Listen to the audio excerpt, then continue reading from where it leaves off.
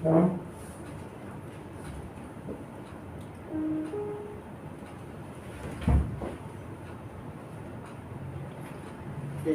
selamat pagi Bapak Ibu yang terkasih dalam Tuhan Yesus. Kita bersyukur Tuhan masih memberi kita kesempatan untuk kita datang di gereja untuk beribadah, menyembah Tuhan, memuji nama Tuhan di tempat ini. Sebelum kita mulai ibadah, kita bisa terus sejenak mohon pimpinan dari Tuhan.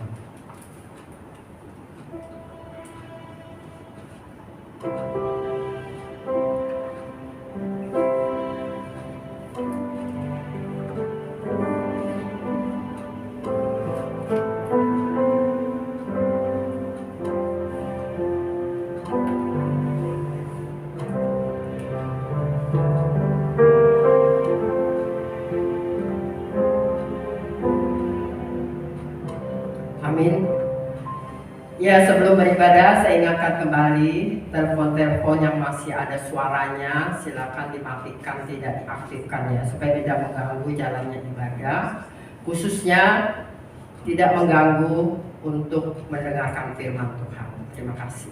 Ya, jemaat yang terkasih, saya untuk bangkit berdiri. Kita menyanyikan pujian Bapa di surga hatiku bersyukur.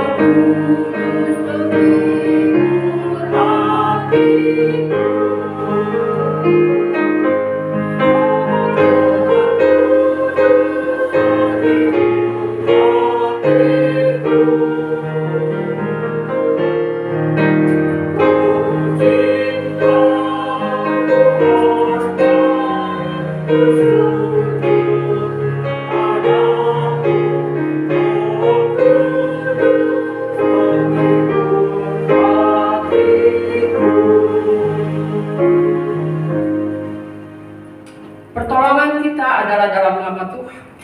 Tuhan yang menjadikan langit dan bumi, yang tetap setia memelihara ciptaannya untuk selama-lamanya. Amin.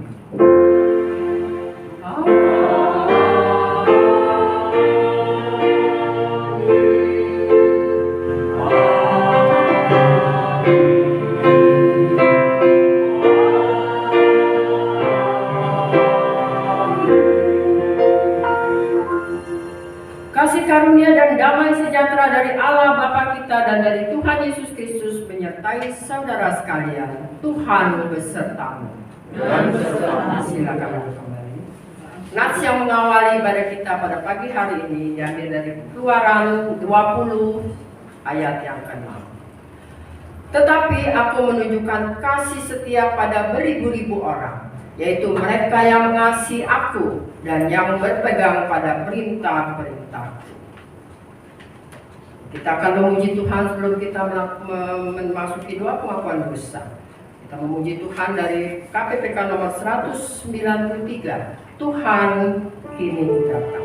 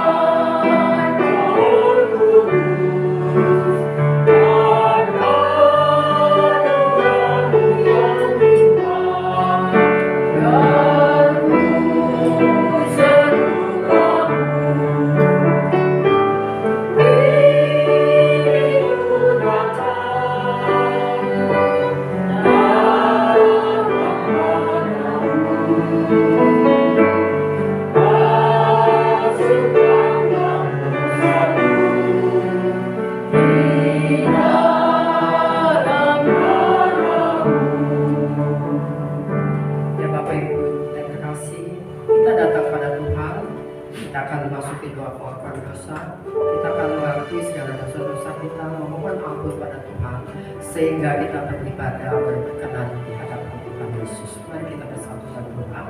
Kita mau melakukan dosa. Bapa di surga, kami ucap syukur dan terima kasih Tuhan. Kau sudah berikan kesempatan kembali untuk kami boleh memuji-Mu, menyembah-Mu. Kami boleh mendengarkan firman-Mu ya Tuhan. Sebelumnya ampuni ya Tuhan dosa-dosa kami. Mungkin kami sudah berbuat yang disengaja maupun tidak disengaja. Yang kami pikirkan adalah hal-hal yang tidak melayakkan, yang tidak berkenan di hadapan-Mu.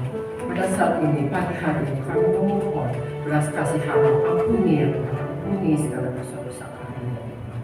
Kami serahkan ibadah ini selanjutnya dalam tangan-Mu.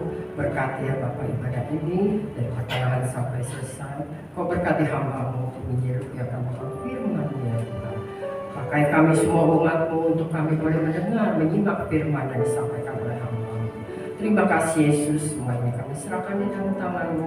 Hanya di dalam nama Yesus kami berdoa dan ucap syukur. Haleluya. Amin. Ya, saya undang untuk bangkit berdiri. Kita akan mendengarkan berita anugerah.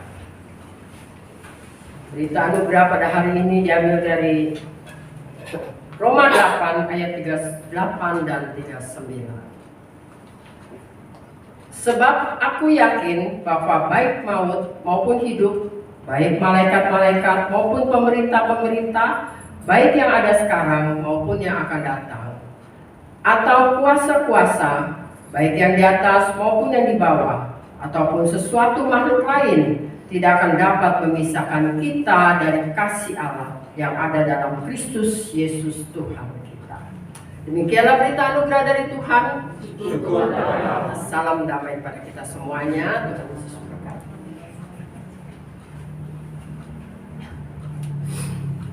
Ya, sebelum kita mendengarkan firman Tuhan, kita menyanyikan satu pujian nomor 259. Demikianlah Allah mengasihi anakku. Mengasihi, ya berikan anakku. 259.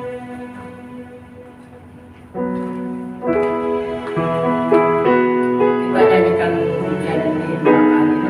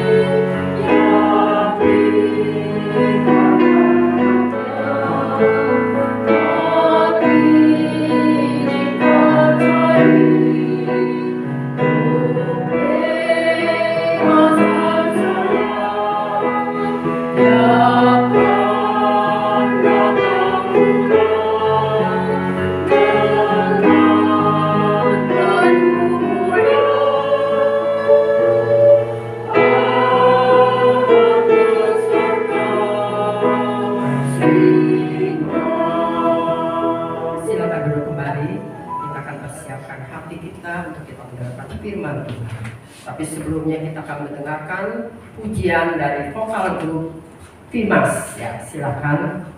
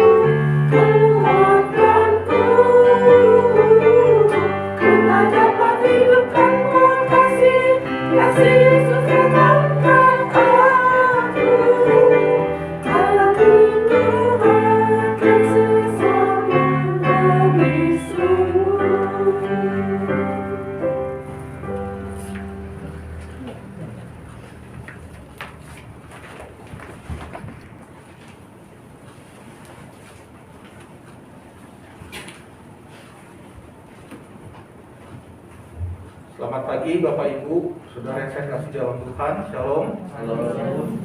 Ya, kita pagi hari ini akan merenungkan satu tema tentang keagungan kasih Allah. Mungkin ayatnya salah teman Yohanes. Kita akan renungkan dari Yohanes 3 ayat 16 sampai 18. Sebelumnya mari Bapak Ibu kita berdoa. Bapa kami di surga, kami bersyukur Tuhan senantiasa memberi kami kesempatan untuk datang beribadah ke rumah Tuhan. Sekian lama ya Tuhan kami beribadah dari rumah kami masing-masing, dan banyak sekali kendala halangan bagi kami untuk kami datang ke rumah-Mu. Tapi jikalau pada pagi hari ini kami bisa datang beribadah, kami percaya karena anugerah Tuhan bagi kami. Tuhan tolong kami untuk terus merenungkan kasih Tuhan dalam kehidupan kami. Anugerah Tuhan yang besar bagi kami, memberikan kami keselamatan di dalam Kristus. Biarlah Tuhan, inilah yang menguatkan kami, inilah yang menjadi dasar kami berjalan, kami menghadapi kehidupan dan tantangan, karena kami tidak dapat hidup tanpa kasih-Mu. Berkatilah Tuhan pemberitaan firman-Mu pada pagi hari ini. Berkati hamba-Mu yang akan menyampaikannya dan jemaat yang akan mendengarkannya. Kami semua beroleh kekuatan dari firman-Mu. Dalam nama Tuhan Yesus kami berdoa. Amin.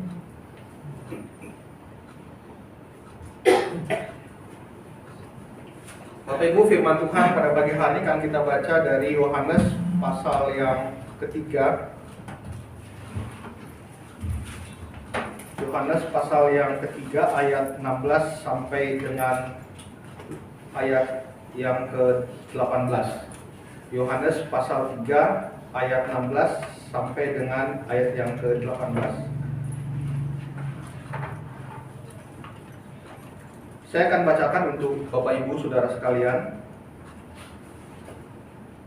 Karena begitu besar kasih Allah akan dunia ini, sehingga Ia telah mengaruniakan anaknya yang tunggal, supaya setiap orang yang percaya kepadanya tidak binasa, melainkan beroleh hidup yang kekal.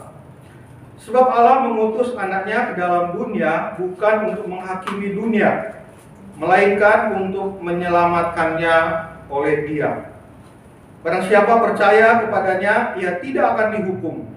Barang siapa tidak percaya, ia telah berada di bawah hukuman, sebab ia tidak percaya dalam nama Anak Tunggal Allah. Demikianlah firman Tuhan. Berbahagialah setiap orang yang mendengar dan memelihara dalam kehidupannya. Haleluya.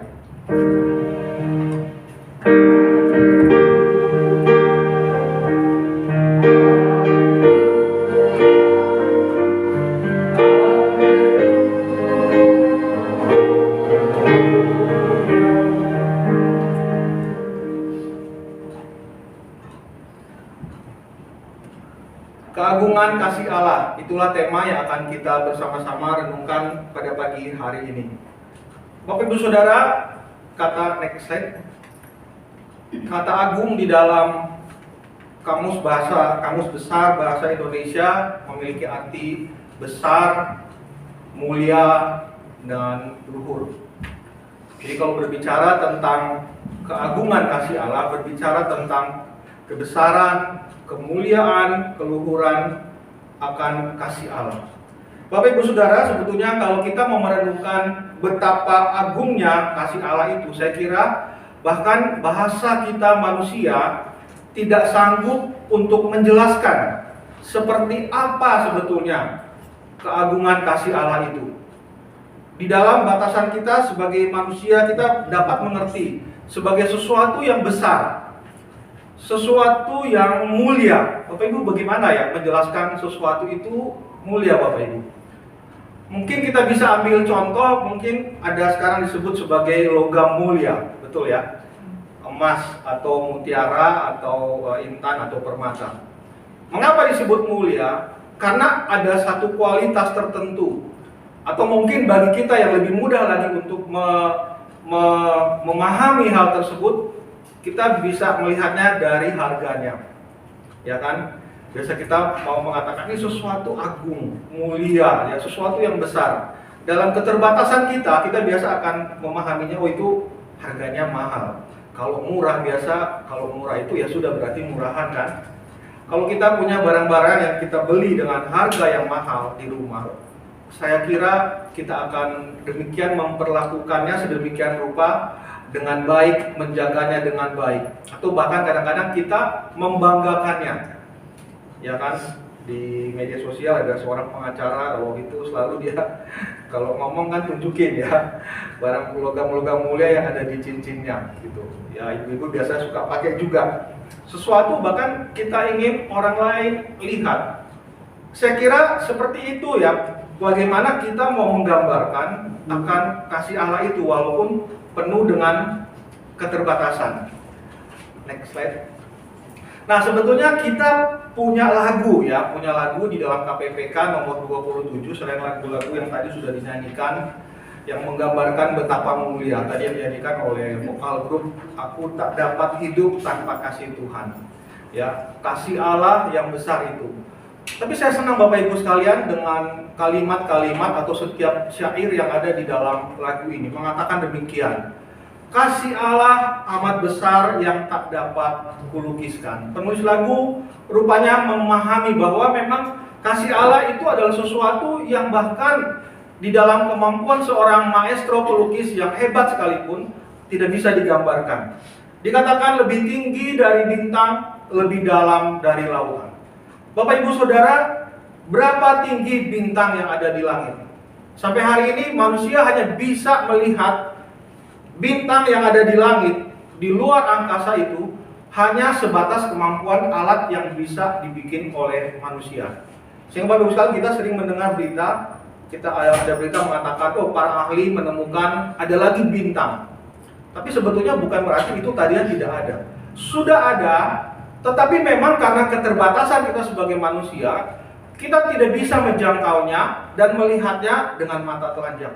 Bahkan untuk bintang-bintang yang ada di langit itu pun kita sadari kita hanya bisa melihat dengan alat-alat yang dibuat oleh manusia.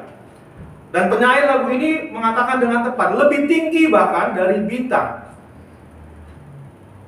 Kalau mau ditafsirkan lagu ini, berarti lebih tinggi dari bintang yang bisa ditemukan oleh manusia dengan kecanggihan alat yang ditemukan oleh manusia. Tetapi juga lebih dalam dari lautan. Bapak Ibu, saya pernah melihat satu artikel memang mencoba mengukur ada palung-palung laut yang paling dalam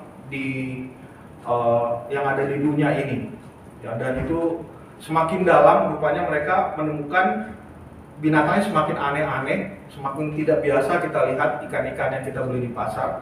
Mungkin jarang karena semakin dalam itu semakin pasti semakin gelap dan ada satu ekosistem atau kehidupan di dalam yang lebih kompleks.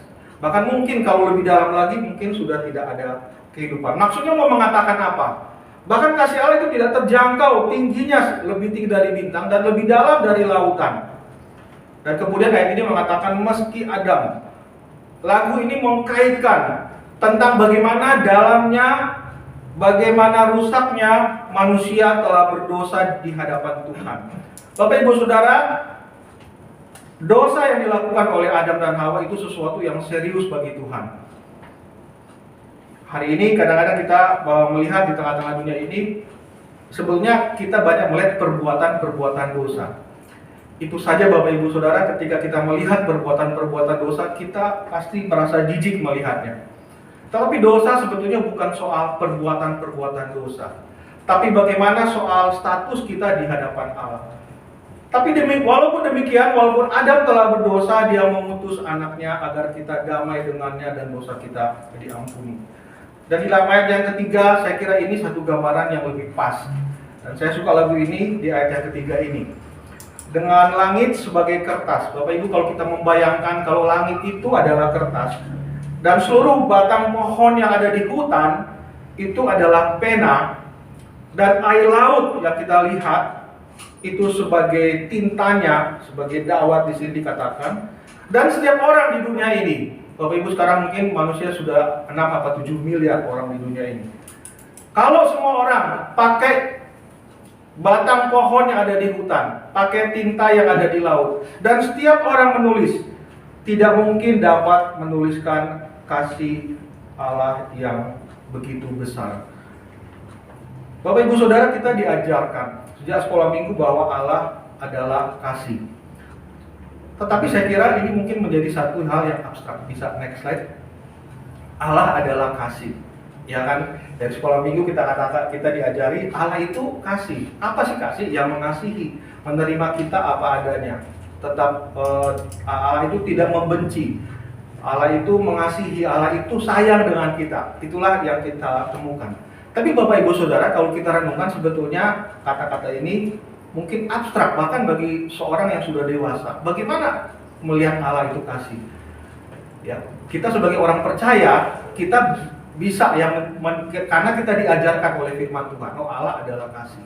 Dan kemudian apa contoh-contoh Allah adalah kasih. Tapi Bapak Ibu, kalau kita lihat orang di luar sana, kemudian kita mengatakan Allah itu kasih, oh dia memberikan makanan. Orang nggak percaya Tuhan juga dapat makanan, ya kan? Dia memberikan matahari supaya ada ya kita bisa ada tumbuhan itu ada proses fotosintesis, kita bisa makan sayuran dan kita juga bahkan bisa menikmati terang gitu ya kan. Nggak mungkin kalau kita hidup itu gelap terus. Ada matahari, tapi orang yang nggak percaya Tuhan, bahkan yang membenci Tuhan sekalipun bisa mengalami itu, ya kan? Oh, kita katakan, oh kasih Allah itu buktinya apa? Oh, Allah itu memberikan kita kesehatan. Oh, orang di luar sana juga nggak percaya Tuhan, ada nggak kesehatan? Ada juga. Jadi bagaimana dong mengatakan Allah itu adalah kasih? Bapak Ibu, memang ini sesuatu yang sangat abstrak. Karena apa? Karena memang dikatakan di Alkitab tidak seorang pun yang pernah melihat Allah. Jadi Bapak Ibu Saudara, kita sadari bahwa memang kalaupun kita memberikan satu definisi kepada Allah yang kita sembah, Allah adalah kasih, tapi bagaimana wujud Allah yang adalah kasih itu? Sedangkan tidak seorang pun yang pernah melihat Allah. Tetapi puji Tuhan Bapak Ibu sekalian, dikatakan di dalam Yohanes 1 ayat 18, tetapi anak tunggal Allah yang ada di pangkuan Bapa, dialah yang menyatakannya. Jadi kalau kita berkata Allah adalah kasih, bisa mundur dikit, satu slide. Allah adalah kasih, paling mudah untuk kita bisa melihatnya dengan sederhana. Bisa next slide-nya. Ya, berikut lagi. Apa yang dikerjakan oleh anak tunggal Allah. Jadi ketika kita melihat Kristus yang disalib, disitulah kita melihat Allah. Karena Kristus dia adalah Allah, pribadi yang kedua dari Allah Tritunggal. Sangat nyata sekali. Bapak Ibu Saudara, mungkin kalau di agama-agama yang lain mereka sulit sekali mau menggambarkan siapa Allah kamu, tanya. Paling hanya bisa disebut, oh Allah kita namanya ini, namanya ABCD dan lain sebagainya. Tetapi kita bisa mengatakan, tapi kalau kita ditanya, kita sebagai orang percaya, orang Kristen, siapa Allah kamu? Allah kita yang kita sembah adalah Tuhan Yesus Kristus, anak tunggal Allah, dikatakan di Yohanes 1 ayat 18, yang ada di pangkuan Bapa, dialah yang menyatakannya. Sehingga satu kali Tuhan Yesus berkata, tunjukkan Bapa itu kepada kami. Maksudnya Allah itu kepada kami. Tuhan Yesus mengatakan, kalau kamu sudah melihat aku, kamu sudah melihat Bapa. Artinya apa? Tuhan Yesus sendiri mengatakan bahwa dia adalah Allah yang menyatakan diri. Tetapi Bapak Ibu sekalian, dia bukan datang ke dalam dunia ini cuma untuk menyatakan diri dia pernah hadir yang kita rayakan pada hari Natal. Tidak Bapak Ibu sekalian. Kita memahaminya sebagai orang percaya, Tuhan Yesus datang ke dalam dunia. Mengapa? Karena dia harus naik di atas kayu salib. Mengapa Bapak Ibu sekalian? Dan ini mengapa lambang ini, bisa mundur lagi. Mengapa lambang salib ini bisa saya samakan dengan lambang kasih Allah? Kalau kasih Allah bisa diwakili oleh lambang kasih, lambang hati ini. Karena apa? Karena dia datang ke dalam dunia untuk menebus. Sehingga slide berikutnya, Yesus yang mati tersalib adalah pernyataan keagungan kasih Allah. Bapak Ibu Saudara, next slide. Mengapa dikatakan agung? Mengapa dikatakan besar? Kita mau sama-sama pelajari dari Yohanes 3 ayat 16 yang tadi kita baca. Bapak Ibu Saudara, banyak sekali khotbah-khotbah yang sudah disampaikan melalui ayat Yohanes 3 ayat 16 ini. Bahkan ayat ini menjadi satu ayat hafalan yang favorit bagi seorang Kristen. Saya percaya, kalaupun kita tidak hafal seluruh Alkitab, ayat-ayat Alkitab yang ada di Perjanjian Lama maupun Perjanjian Baru, tetapi ayat ini menjadi favorit bagi kita. Seakan-akan ayat ini menjadi satu dasar kita berpijak bahwa kita ini adalah orang-orang yang ditebus, yang mendapat karunia, mendapat anugerah dari Tuhan sehingga kita tidak binasa. Kita mau sama-sama pelajari dari kata ini. Saya mau menyoroti dua kata Bapak Ibu sekalian, yaitu mengaruniakan. Di mana letak keagungan kalau gitu kasih Allah itu? Pada dua kata yang saya garis bawahi, yang saya berikan tanda merah itu, yaitu mengaruniakan anaknya yang tunggal dan yang kedua tidak binasa. Bapak Ibu Saudara, kalau berbicara tentang anaknya yang tunggal, bisa next slide. Kadang-kadang kita orang Kristen suka merasa gagap ya, merasa tiba-tiba blank. Atau tiba-tiba kita ada orang-orang dari agama yang lain itu mengatakan, oh masa sih Allah itu punya anak? Ya, kalau Allah itu punya anak, siapa yang melahirkannya? Ya, kalau Allah punya anak, siapa ibunya? Itu kan biasa begitu. Dalam pikiran kita sebagai manusia, kalau ada anak berarti ada ayah atau ada ibu kan? Tuh ya. Yang lain lagi lebih nadanya lebih menghina lagi, mau mengatakan ya sebetulnya itu nadanya menghina ya. Kalau gitu siapa bidanya? Bapak Ibu Saudara, apakah konsep anak Allah tidak dikenal pada waktu itu? Nah, saya mau sarankan kita tidak perlu dengar dengan itu, karena bagi saya satu-satunya yang menjadi penegasan ya apa yang dikatakan atau bagaimana Yesus menyatakan diri sebagai anak Allah itu dikonfirmasi oleh orang-orang Yahudi sendiri. Ya, karena di dalam kitab mereka itu ada. Jadi waktu kali pemimpin Yahudi, Imam Agung memerintahkan Yesus berkata begini, demi Allah yang hidup katakanlah kepada kami, apakah engkau Mesias? Jadi Bapak Ibu Saudara, para pemimpin Yahudi, para imam-imam agung ini kemudian datang kepada Tuhan Yesus dan mereka mengatakan dengan serius nih. Jadi kalau mereka mengatakan demi Allah, Bapak Ibu Saudara, kadang-kadang kita kalau bersumpah kita suka bilang apa? Itu kan ya, demi Tuhan begitu ya. Kenapa kita butuh satu pribadi untuk seakan-akan menegaskan bahwa apa yang kita katakan itu serius. Dan para pemimpin Yahudi ini mengatakan demi Allah yang hidup. Bapak Ibu Saudara, saya percaya kata demi Allah yang hidup ini memang mengacu kepada apa Allah yang menyatakan diri kepada keturunan bangsa Israel. Nenek moyang orang Yahudi, Abraham, Ishak, dan Yakub, dan mereka mengatakan, apakah engkau Mesias, anak Allah, atau tidak? Dan Tuhan Yesus menjawabnya, engkau telah mengatakan. Artinya apa Bapak Ibu sekalian? Orang Yahudi paham sekali apa itu artinya anak Allah. Jadi kita nggak usah perlu ragu-ragu kalau ada orang dari agama lain yang mengatakan, kamu kok Tuhan, kok kamu kok anak Allah, ya Tuhan Yesus itu anak Allah, jadi ibunya siapa? Karena orang Yahudi sendiri mengerti, ketika mengatakan anak Allah, artinya apa? Tuhan Yesus menyamakan diri dengan Allah. Bapak Ibu Saudara, kalau istilah anak Allah ini cuma satu guyonan atau cuma suatu ilusi, saya percaya Tuhan Yesus itu tidak akan disalib. Ya, tapi tentunya ya Alkitab berkata bahwa memang Yesus datang akan disalib. Tetapi kalau mau pakai cerita ini, ketika Tuhan Yesus mengatakan dia anak Allah, karena Tuhan Yesus dihakimi di depan sidang pengadilan karena kata-kata yang Tuhan Yesus katakan ini. Dia disebut apa? Disebut menghujat Allah. Bapak Ibu, kalau sekarang saya bilang, saya ini adalah anak Allah, atau saya bilang saya ini, kalau keyakinan yang lain mengatakan, oh saya anak dewa matahari, ya, atau apapun itu ya, sesuatu yang tidak bisa dibuktikan secara biologis. Saya percaya sekarang saya akan dibawa ke rumah sakit jiwa, gitu ya. Tetapi hari itu orang-orang Yahudi ketika bertanya, apakah engkau Mesias, anak Allah, dan Yesus mengatakan, ya engkau sudah mengatakannya. Artinya Bapak Ibu sekalian, Tuhan Yesus sendiri mengakui, ya dia anak Allah. Artinya Tuhan Yesus menyamakan dirinya dengan Allah, dan bagi orang Yahudi itu adalah satu penghujatan. Bapak Ibu Saudara, Next slide.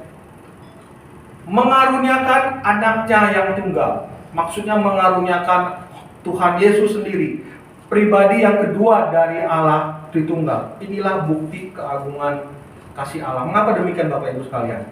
Saya mencoba jelaskan secara sederhana. Bapak Ibu Saudara, kita biasanya memberikan sesuatu yang terbaik biasanya bagi siapa?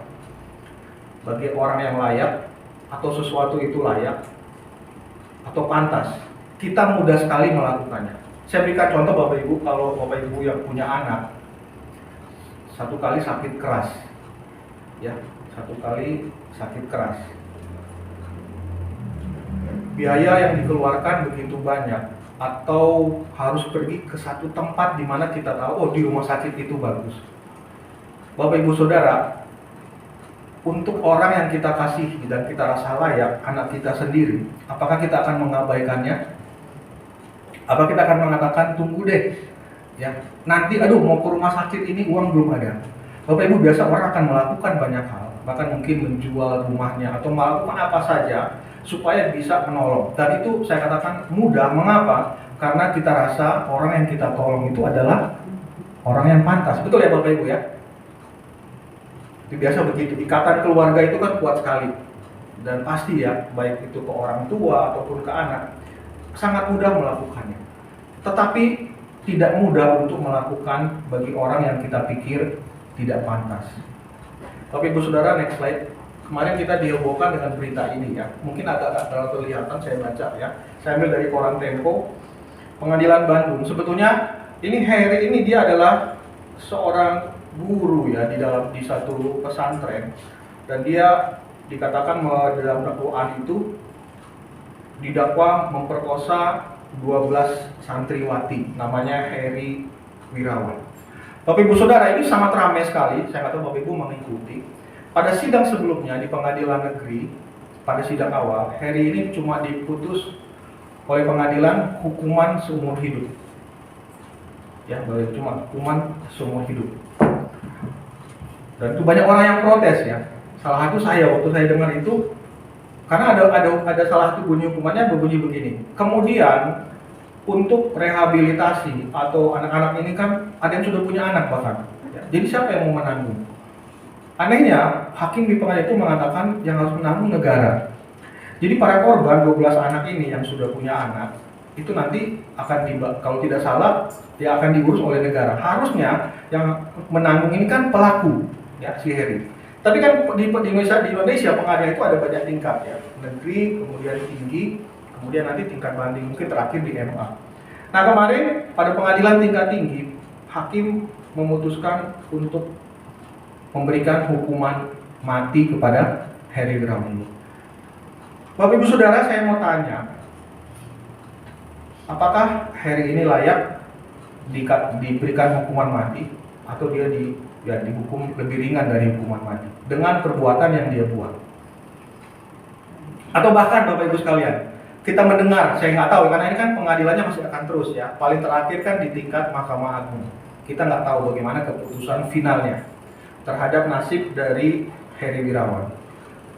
Bapak Ibu Saudara, kalau satu hari nanti ya diputuskan, ternyata dia cuma dihukum mungkin 20 tahun ya, bukan hukuman mati bahkan, atau hukuman seumur hidup.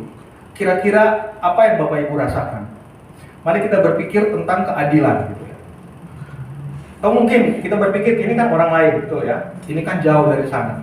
Bagaimana kalau dari 12 korban itu salah satu adalah anak kita atau keluarga atau famili yang kita kenal, Bapak Ibu? Di slide sebelumnya saya katakan, mau bisa mundur lagi slide-nya.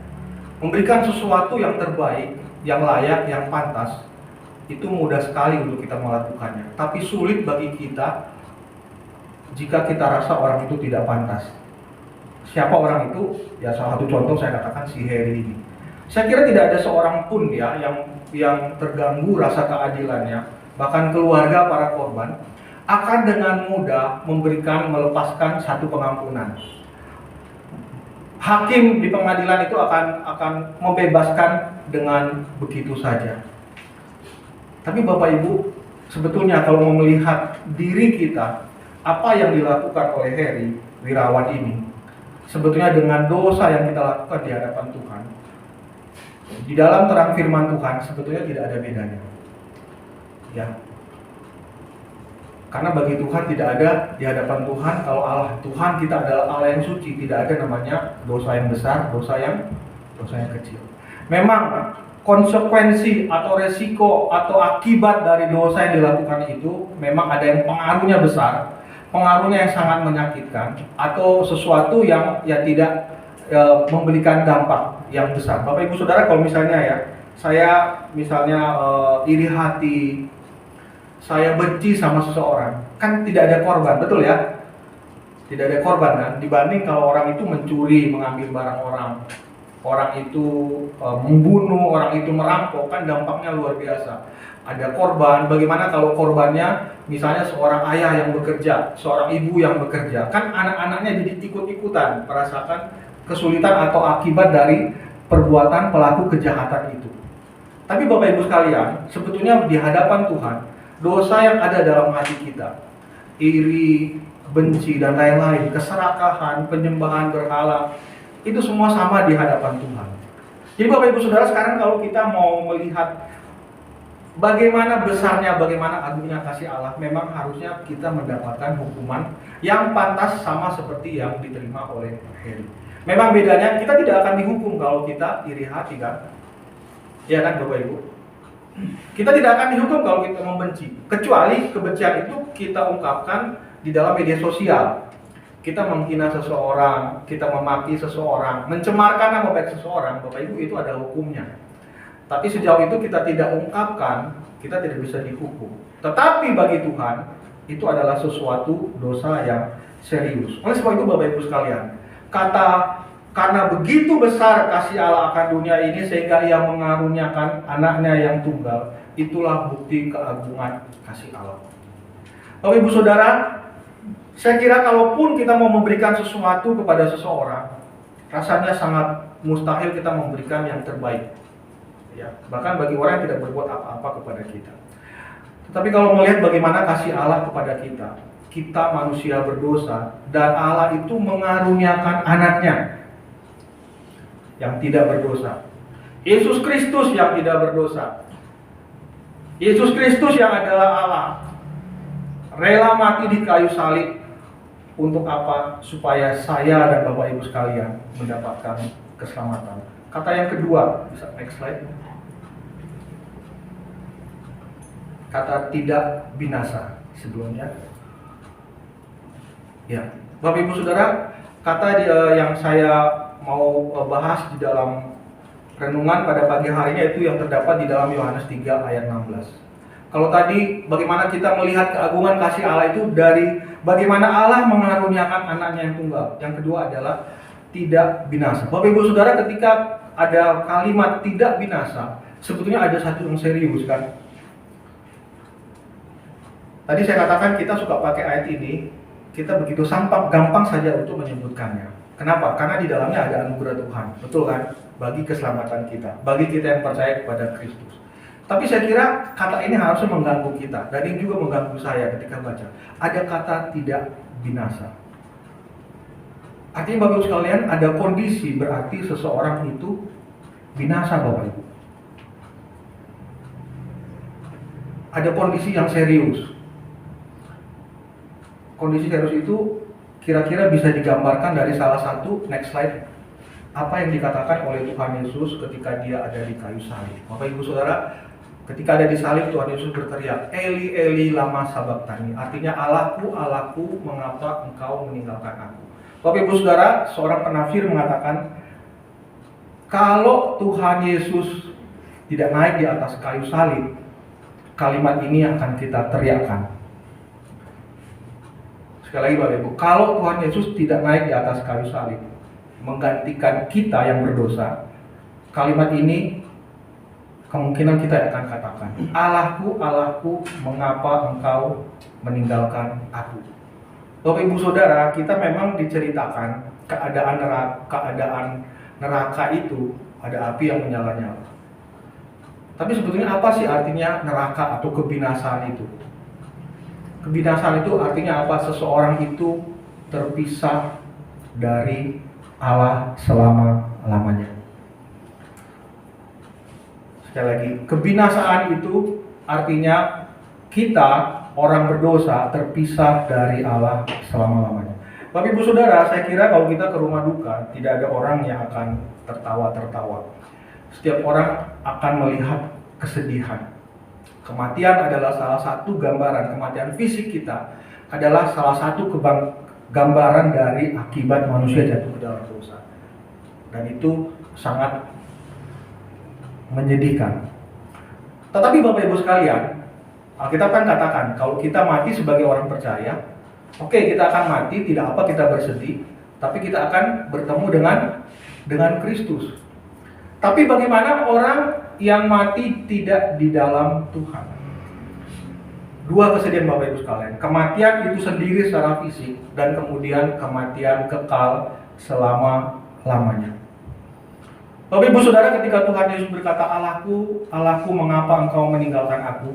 Tuhan Yesus ada di dalam posisi dia menanggung dosa kita. Kebinasaan saya kira bisa digambarkan dari kata-kata Tuhan Yesus di atas kayu salib ini. Yaitu apa? Yaitu terpisah dari Allah. Bapak Ibu Saudara, kami punya piara anjing di rumah. Ya tahu ya, beberapa jemaat kemarin waktu liburan kami itu memutuskan, sebetulnya spontan ya, nggak direncanakan, pergi camping ya ke arah daerah Lembang. Nah, saya tuh anjing ini pernah sebetulnya kami tinggalkan. Dia sebetulnya bisa kalau ditinggalkan. Cuma kalau ditinggalkan saya pikir begini, ada dua kemungkinan. Mau dilepas tanpa diikat, itu rasanya saya rasa aduh kok tidak berperi kebinatangan gitu ya.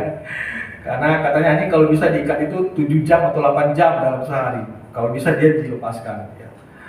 Nah, kalau ditinggalkan bagaimana ya? Sebetulnya bisa ya, kami usahakan misalnya makan, sedia minum. Tapi akhirnya saya memutuskan sudahlah, bawa saja. Walaupun Bapak Ibu sekalian memang akan banyak kesulitan ya kalau bawa anjing di Bandung, tidak ada hotel yang jarang ya, cuma sedikit. Ketika kami booking ada sebetulnya, tetapi sudah penuh karena rupanya banyak orang bawa hewan ke Bandung itu wisata gitu ke Bandung itu, sekalian bawa anjingnya, sehingga hotel untuk binatang itu penuh. Jadi akhirnya nggak apa-apa, kami kesulitan, kami tetap bawa karena memang tempat camping yang akan kami pergi boleh menerima anjing ya, karena bukan di hotel. Kami bawa Bapak Ibu sekalian. Kenapa? Karena saya lihat kalau anjing kami ditinggalkan, betapa menderitanya dia. Ya, Bapak Ibu, saya nggak tahu ya, kita mengalami pengalaman masing-masing di dalam ketika kita meninggalkan seseorang atau ditinggalkan seseorang. Saya kira itu pengalaman menyedihkan, bukan? Berpisah selama, bahkan cuma pisah sementara saja, itu sudah menyakitkan. Ya. Bagaimana kalau berpisah selama-lamanya? Bapak Ibu Saudara, binasa itu adalah ditinggalkan oleh Allah selama-lamanya. Dan itu saya bahkan kata-kata manusia tidak sanggup mendeskripsikan betapa sedihnya, betapa menderitanya dalam kondisi seperti itu. Saya kira ini yang tidak bisa jarang kita diajak untuk merenungkannya. Biasa Bapak Ibu kalau kita mau merenungkannya gampang mungkin ya. Kalau saya mau PI kan, kita mau PI pada orang yang belum percaya. Kamu percaya Yesus? Kalau enggak kamu dibakar di neraka. Mudah nggak Bapak Ibu? Mudah ya, karena orang kebayang aja bakar tuh kayak apa ya. Ya coba aja di rumah ada api, tempel aja tangan, itu pasti sakit banget kan Bapak Ibu. Ya. Tapi itu kan sebetulnya hanya menggambarkan fisik, ya kan? Ada yang tidak bisa digambarkan, yaitu ditinggal oleh Allah. Tapi kalaupun kita punya pengalaman secara manusia, saya kira kita coba rasakan pengalaman sebagai manusia, bagaimana ditinggalkan oleh seseorang yang kita kasihi. Atau bagaimana ketika kita hidup sendirian, ketika kita merasa tidak ada orang yang memperhatikan kita, betul-betul diabaikan, betul-betul gak diperhatikan. Saya di sekolah banyak menghadapi anak-anak, sebetulnya mereka itu masalah mereka, bukan karena mereka kurang pintar Bapak Ibu. Problem di dalam belajar. Tetapi saya menemukan salah satunya adalah mereka diabaikan oleh orang tua mereka. Mereka merasa kesepian. Mereka betul-betul hidup sendirian. Kemarin saya nonton satu tayangan YouTube. Ada seorang pemuda yang akhirnya dia gabung ke salah satu sebutnya gereja setan. Saya sih nggak setuju dibilang gereja setan ya, karena gereja itu punya arti orang dipanggil keluar. Jadi gereja itu eksklusif, khusus kata-kata bagi kita orang Kristen. Ya tapi oke lah mereka pakai. Cuma lebih tepat ya itu aliran setan. Dia seorang Kristen, dia seorang yang dia katakan ya bisa dikatakan ya nggak rajin-rajin banget, tapi juga nggak sampai nggak punya persekutuan. Tapi kemudian dia merasa satu kekosongan, Bapak Ibu, dan dia akhirnya gabung. Ya puji Tuhan, tidak beberapa lama dia bisa keluar dari kelompok itu dan dia sekarang kembali kepada Tuhan. Bapak Ibu Saudara, apa yang dialami oleh orang-orang? Kenapa masih mau mencari sesuatu yang lain? Karena orang-orang itu merasa sendirian. Kita di dunia ini saja merasakan bagaimana betapa tidak nyamannya perasaan ditinggalkan. Dan itulah kata binasa yang kita bisa mengerti. Dan Tuhan tidak membiarkan kita hidup dalam kebinasaan, ditinggalkan oleh Allah, tetapi Dia mengaruniakan anaknya yang tunggal bagi kita. Itulah keagungan kasih Allah. Bapak Ibu Saudara, apa respon kita? Yang pertama adalah kita percaya. Ayat yang ke-18 Bapak Ibu sekalian. Barang siapa percaya kepadanya tidak akan dihukum. Barang siapa tidak percaya, ia telah berada di bawah hukuman sebab ia tidak percaya dalam nama Anak Tunggal Allah. Bapak Ibu Saudara, apa respon kita terhadap keagungan kasih Allah bagi kita? Yang mengaruniakan anaknya yang tunggal, yang mengambil kita, menebus kita dari kebinasaan. Respon kita di ayat 18, kita percaya kepadanya. Saya dapat kalimat ini ketika saya mempersiapkan khotbah ini. Dikatakan begini Bapak Ibu, untuk binasa Anda tidak perlu melakukan kejahatan, mencuri, membunuh, berzinah, menyembah berhala dan lain-lain. Dengan tidak percaya saja, saya dan saudara kita sedang berjalan menuju kebinasaan. Bapak Ibu Saudara, kasih Allah yang ditawarkan kepada manusia diresponi oleh kita dengan percaya kepadanya. Pertanyaannya Bapak Ibu, apakah kita sudah sungguh-sungguh percaya kepada Tuhan? Apa sih artinya percaya? Bapak Ibu, sudah sederhana, percaya itu adalah kita betul-betul menyerahkan seluruh kehidupan kita, baik hidup dan mati kita. Keselamatan kita hanya di dalam Kristus. Tidak ada jalan lain yang bisa menyelamatkan kita, bahkan termasuk perbuatan baik kita. Hanya percaya kepada Kristus. Pak, kok begitu mudah? Kok begitu gampang untuk percaya? Kita dikatakan kalau percaya itu kan anugerah, gracia, gratis. Tidak Bapak Ibu, sebenarnya tidak gratis kan? Karena ada nyawa Kristus yang ditanggung, yang rela menanggung bagi kita di atas kayu salib. Jadi kita dibayar oleh Kristus di dalam penebusannya. Jadi Bapak Ibu sekalian, respon kita atas anugerah Allah yang agung ini. Kita mau datang percaya, menyerahkan seluruh hidup kita, mempercayakan seluruh hidup kita, keselamatan kita di dalam Tuhan. Dan yang kedua adalah percaya juga Bapak Ibu sekalian. Maksud saya percaya yang kedua di sini adalah tadi di dalam nats pembimbing di dalam Roma 8 ayat 38 sampai 39, tapi saya mau baca dari ayat 35. Dikatakan begini, siapa yang akan memisahkan kita dari kasih Kristus? Penindasan, kesesakan atau penganiayaan, kelaparan atau ketelanjangan, atau bahaya atau pedang. Seperti ada tertulis, oleh karena kami hanangkau kami adalah bahaya maut sepanjang hari, kami telah dianggap sebagai domba-domba sembelihan. Tetapi dalam semuanya itu kita lebih daripada orang-orang yang menang oleh Dia yang mengasihi kita. Sebab aku yakin bahwa maut maupun hidup, baik malaikat-malaikat maupun pemerintah-pemerintah, baik yang ada sekarang maupun yang akan datang, atau kuasa-kuasa, baik yang di atas maupun yang di bawah, atau sesuatu makhluk lain, tidak akan dapat memisahkan kita dari kasih Allah yang ada dalam Kristus Yesus Tuhan kita. Bapak Ibu Saudara, kita dalam hidup ini kita percaya. Kalau tadi percaya maksud saya adalah berkaitan dengan siapa yang menjadi keselamatan kita. siapa yang akan menjamin keselamatan kita? Hanya Kristus.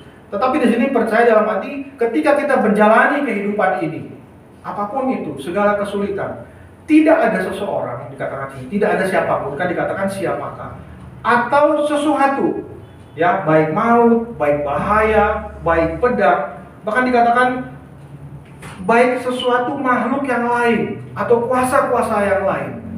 Bapak Ibu Saudara, kita hidup di tengah-tengah dunia yang berdosa dan kita ada di lingkungan di mana maut atau segala sesuatu yang bisa membuat hidup kita ada dalam bahaya, itu bisa saja terjadi. Tetapi penghiburannya adalah tidak oleh siapapun atau oleh apapun dapat memisahkan kita dari kasih Kristus. Artinya apa Bapak Ibu sekalian? Kita ada dalam perlindungan Tuhan. Bapak Ibu, kita bisa mengalami sakit, kita bisa mengalami ketakutan, kita bisa mengalami bahaya setiap hari. Tetapi Alkitab dengan tegas mengatakan tidak ada sesuatu pun yang bisa memisahkan dari kasih Kristus. Kita percaya Bapak Ibu sekalian bahwa kasih Allah yang agung itu yang sudah dikaruniakan memberikan keselamatan bagi kita, tidak berhenti sampai memberikan keselamatan, tetapi memelihara hidup kita hari demi hari. Tidak ada yang bisa memisahkan kita dari kasih Kristus. Karena kasih Allah yang sudah dibuktikan begitu agung, begitu luar biasa dalam kehidupan kita. Biarlah firman Tuhan pagi hari ini menguatkan kita. Mari kita masuk di dalam saat ini.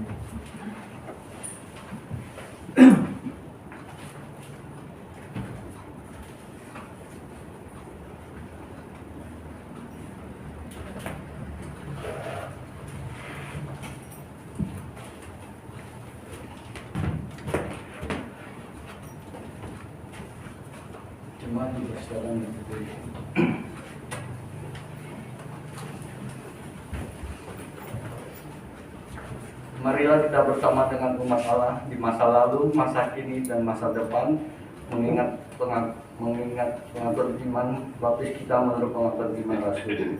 Aku percaya kepada Allah, Bapa yang Maha Kuasa, Khalik langit dan bumi, dan kepada Yesus Kristus, Anak yang tunggal Tuhan kita, yang dikandung daripada Roh Kudus, lahir dari anak darah Maria, yang menderita sengsara di bawah pemerintahan Pontius Pilatus, disalibkan, mati, dan dikuburkan, turun ke dalam kerajaan maut, pada hari yang ketiga bangkit pula dari antara orang mati, naik ke surga, duduk di kanan Allah, Bapa yang Maha Kuasa, dan dari sana Ia akan datang untuk menghakimi orang yang hidup dan yang mati.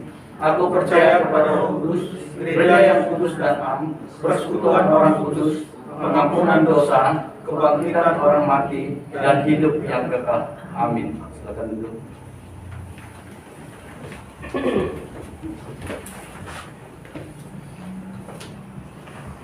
Mari kita akan masuk di dalam doa syafaat kita. Mari kita berdoa.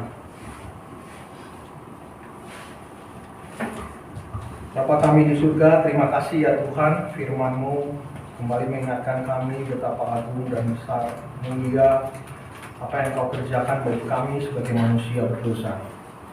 Kami orang-orang yang tidak layak, bahkan kami tidak lebih baik daripada orang-orang yang melakukan kejahatan di luar sana. Karena kami sadar ya Tuhan, setiap manusia adalah manusia yang berdosa di hadapan Tuhan, melanggar perintah-perintah Allah, baik dalam perbuatan maupun di dalam hati kami, menyakiti Tuhan, menyakiti orang-orang yang ada di sekitar kami. Terima kasih Tuhan untuk kasih-Mu yang besar Engkau limpahkan bagi kami. Di dalam Kristus Engkau karuniakan keselamatan bagi kami, untuk hidup kami sekarang dan nanti, dan juga untuk setiap hal yang kami hadapi setiap hari. Kami percaya ya Tuhan bahwa Engkau bersama-sama dengan kami. Tidak ada sesuatu pun yang dapat memisahkan kami dari kasih-Mu. Terima kasih ya Tuhan untuk kasih-Mu yang besar yang kami renungkan pagi hari ini. Tuhan, kami mau serahkan seluruh kehidupan kami hanya ke dalam tangan-Mu. Dalam setiap pergumulan-pergumulan kami, sakit, penyakit, masalah ekonomi, masalah relasi kami di tengah-tengah keluarga, di dalam pekerjaan, di dalam hubungan sosial dengan orang lain. Ampuni kami Tuhan kalau banyak kali kami tidak menjalani menjadi berkat bagi orang lain. Dan biarlah ya Tuhan, Tuhan akan terus tolong kami, menolong kami Kami yang dalam keadaan sakit, Tuhan memberikan kesembuhan. Kami yang dalam keadaan kesulitan ekonomi, Tuhan membukakan jalan bagi kami, memberikan jalan keluar, memberikan alternatif, memberikan hal-hal untuk kami pikirkan ya Tuhan. Kami juga yang mengalami setiap masalah di dalam relasi kami, Tuhan Engkau sendiri akan memberikan pertolongan bagi kami, membuka hati kami untuk Tuhan Roh Kudus bekerja, melembutkan hati kami, menolong kami ya Tuhan untuk semakin hari bisa lebih mengasihi sesama kami. Kami yang berdoa ya Tuhan juga pada pagi hari ini untuk gereja Tuhan di tempat ini. Tuhan memberkati kan setiap pelayanan, berkati setiap diaken, aktivis, bahkan hamba Tuhan, dan juga setiap jemaat yang ada. Tuhan, biarlah kehadiran kami di tempat ini, kami tidak hanya memuji nama Tuhan, mendengarkan firman Tuhan, tetapi kami juga menjadi berkat bagi orang-orang yang ada di sekitar kami. Kami mau berdoa untuk bangsa dan negara kami. Terima kasih ya Tuhan untuk setiap kesulitan-kesulitan, setiap tantangan di tengah-tengah pandemi ini. Pemerintah kami bekerja dengan giat untuk mengusahakan yang terbaik untuk setiap pencegahan penyebaran virus COVID, vaksinasi, dan setiap tantangan di bidang ekonomi. Tuhan memberikan hikmat bagi para pemimpin bangsa kami, mulai dari presiden, wakil presiden, para anggota DPR, MPR, dan juga sampai kepada pejabat di setiap daerah. Tuhan sendiri menolong mereka untuk bekerja dengan baik, mengemban amanat dari rakyat, sedemikian rupa mengusahakan kesejahteraan rakyat. Terima kasih ya Tuhan, kami mau serahkan seluruh kehidupan kami hanya ke dalam tangan-Mu. Dan biarlah doa yang tidak sempurna ini sempurnakan di dalam doa Bapa kami yang akan kami ucapkan bersama-sama. Bapa kami yang di surga, dikuduskanlah nama-Mu, datanglah kerajaan-Mu, jadilah kehendak-Mu di bumi seperti di surga. Berikanlah kami pada hari ini makanan kami yang secukupnya, dan ampunilah kami akan kesalahan kami, seperti kami juga mengampuni orang yang bersalah kepada kami. Dan janganlah membawa kami ke dalam pencobaan, tapi lepaskanlah kami daripada yang jahat. Karena Engkau yang punya kerajaan dan kuasa dan kemuliaan sampai selama-lamanya. Amin.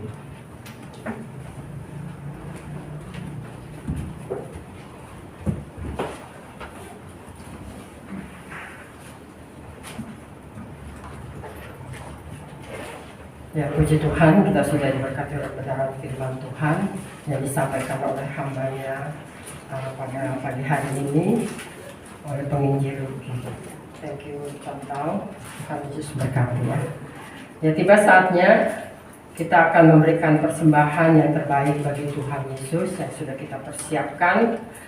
Persembahan ini dialaskan dengan firman Tuhan yang diambil dari kitab Mazmur nomor 104 ayat 14 dan 15. Engkau yang menumbuhkan rumput bagi hewan dan tumbuh-tumbuhan untuk diusahakan manusia, yang mengeluarkan makanan dari dalam tanah, dan anggur yang menyukakan hati manusia, yang membuat muka berseri karena minyak, dan makanan yang menyegarkan hati manusia. Kita menyanyikan pujian persembahan dari KPPK nomor 347.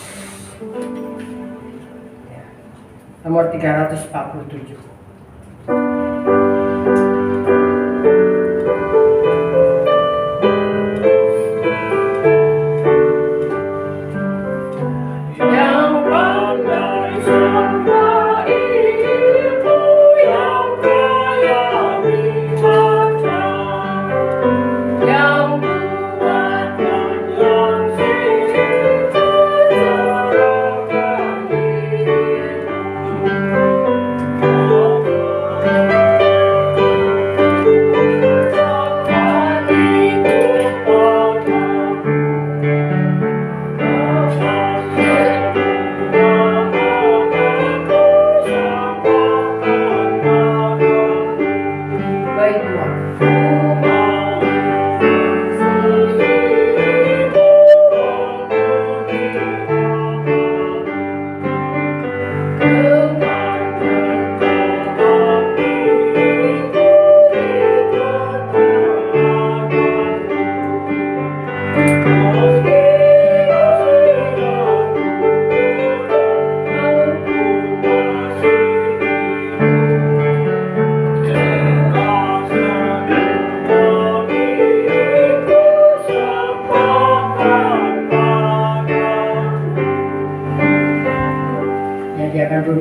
pimpin dan doa persembahan.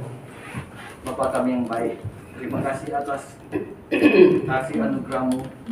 Pada saat ini kami diberi kesempatan untuk memberi persembahan. Kami tahu Bapa, apa yang kami persembahkan ada berasal dari Engkau. Sucikanlah, kuduskan nama kami Bapa. Berkatilah tangan-tangan yang mengolah Bapa, supaya dapat pakai untuk meluaskan kerajaan-Mu melalui gereja kami. Terima kasih Bapa, kami serahkan semua ke dalam tangan-Mu. Kami naikkan doa dan syukur ini hanya di dalam nama Tuhan kami Yesus Kristus. Amin. Segala puji dan kemuliaan bagi Tuhan Yesus. Kita mengakhiri ibadah kita pada hari ini dengan pujian doksologi.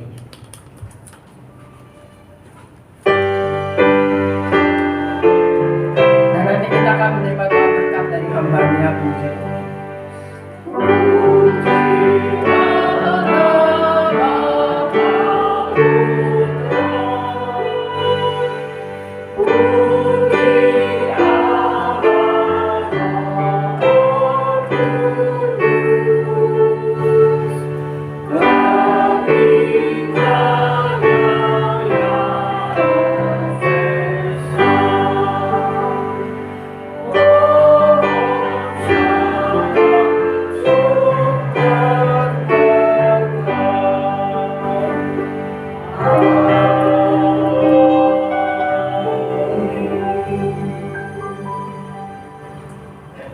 Jemaat, arahkanlah hatimu kepada Tuhan.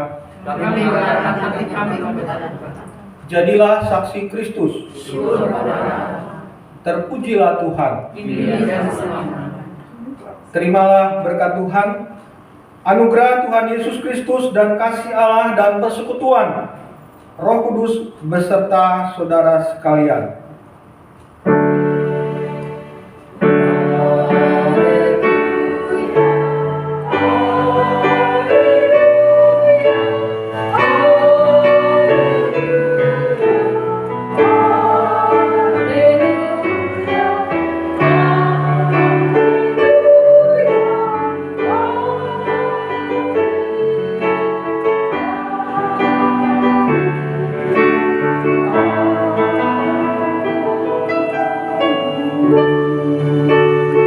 Amin. Silakan duduk. Kita saat teduh sejenak untuk mengucap syukur pada Tuhan. Selesai sudah ibadah kita pada pagi hari ini. Selamat siang. Tuhan memberkati kita semuanya.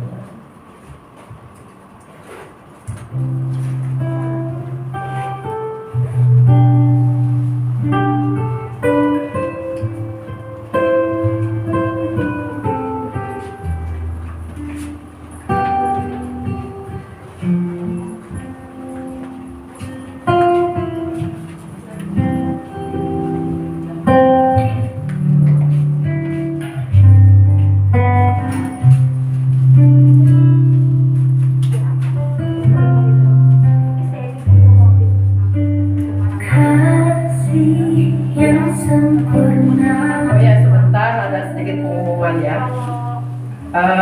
Kemarin aturannya kan sebenarnya minggu kemarin kita merayakan Hari Ibu. Tapi kita akan mendapat souvenir. Tapi terlupa kita rupanya minggu kemarin. Jadi kita nanti untuk hari ini kita ikut merayakan Hari Ibu, selamat Hari Ibu ya. Dan kita dapat souvenir dari pusat untuk dibagikan satu-satu ya. Ya nanti sebelum pulang nanti dari dia akan disun atau pengurus akan memberikan souvenir itu untuk mama-mama saja. Jadi yang bapak-bapak, hari bapak katanya bulan depan. Jadi minggu ini belum terima ya bapak-bapak ya. Bapak-bapak terimanya di bulan depan ya. Itu saja. Terima kasih. Tuhan Yesus berkati.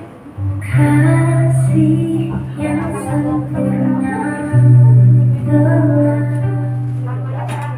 ku terima darimu, bukan karena kebaikanku, hanya oleh kasih karunia.